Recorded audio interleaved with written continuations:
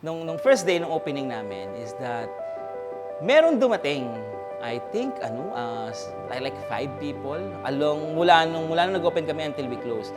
And then, eto yung nagtitinginan kami ng magkakapatid asking, tama ba yung decision natin? Best Ramen Restaurant, Lichiru Ramen House.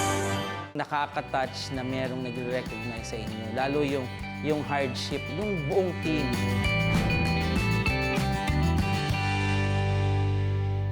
Konnichiwa! Ito po ang Ichiryu Ramen House. So, ito po ay ang artwork na gawa ni Sean, isa po sa aming customer dati, na parehas kami ng love for anime.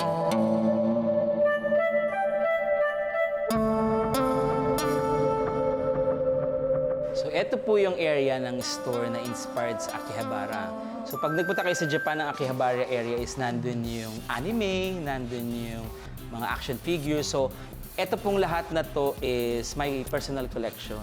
Ang favorite ko dyan is itong mga characters na since ramen house kami, is lahat sila kumakain ng noodles. So, at this point, lahat yan, kumpleto ko na. Every time na nakikita ko, it brings me back to my young age.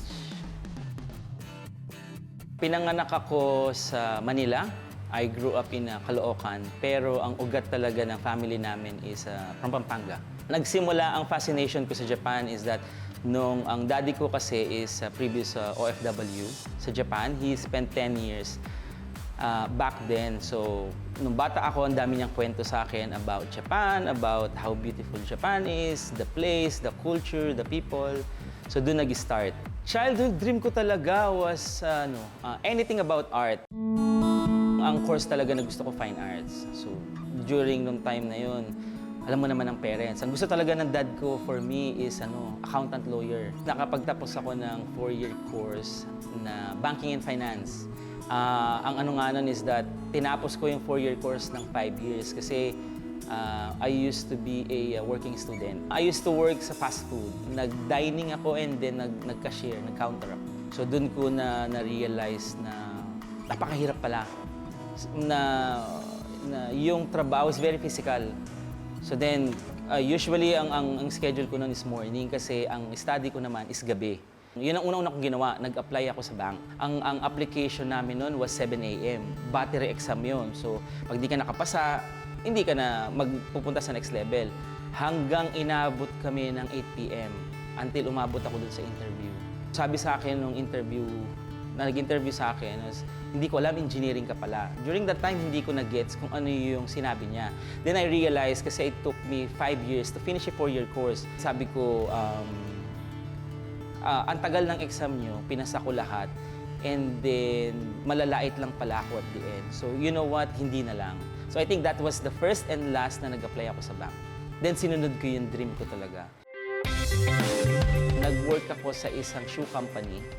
I started as encoder. In the middle of that is that nag-resign yung graphic designer nung company na yun. And then, good thing is that tinanong ako nung marketing manager kung kaya ko mag-design. So, natuto na lang ako along the way. Kaya malaki utang na loob ko din sa boss ko na yun. Kasi siya actually nagbigay ng break sa akin to be kung ano ako ngayon. After na mamatay si Daddy, hindi rin namin alam yung gagawin. So, happened na yung kapatid niya was here in the UAE. So sabi niya, why not try nyo naman dito? Medyo mahirap kasi totally clueless ako about, during that time, UAE is hindi naman hindi siya tipong, saan ang UAE? So for me, syempre may culture shock ako kasi iba-iba yung mga tao. And then it took me actually a week bago makabili sa tindahan kasi hindi ko alam how to buy. Hindi kasi kagaya sa atin, tataktak mo yung coin, sabi pagbilan po, so dito hindi ko talaga alam. And then I need to speak in English. So hindi din ako hindi rin ako comfortable nun. So malaking adjustment sa akin. Ang unang-una kong job was a graphic designer, so swerte din talaga ako dahil nakuha ko yung gusto ko. And then nung nag-work na ako dito, nung nakita ko naman yung billboard ko na nasa Shigsayed. Shigsayed is the main road, like ito yung parang EDSA natin. So nung nakita ko yung billboard ko doon, like up until now, naalala ko yung first feeling ko nung nakita ko yun, it still gives me goosebumps about like seeing your work, I think yun ang best achievement eh. So, ito po ang version namin ng Wall of Fame. So, every time na meron kaming VIP or artist na dumarating sa restaurant namin, is binibigyan po namin sila ng darumadal and pinipirmahan po nila. So, ilan po sa mga naging bisita namin is that yung pleasure na kami binisita is that si Ma'am Jess, ito po si Michael Cinco, si Sai na kumanta ng Gangnam Style was also here. And then SB19 of course. And then these are the Japanese, ito po yung dalawang voice actor ng Pokemon. And this one is the creator of the game Silent Hill.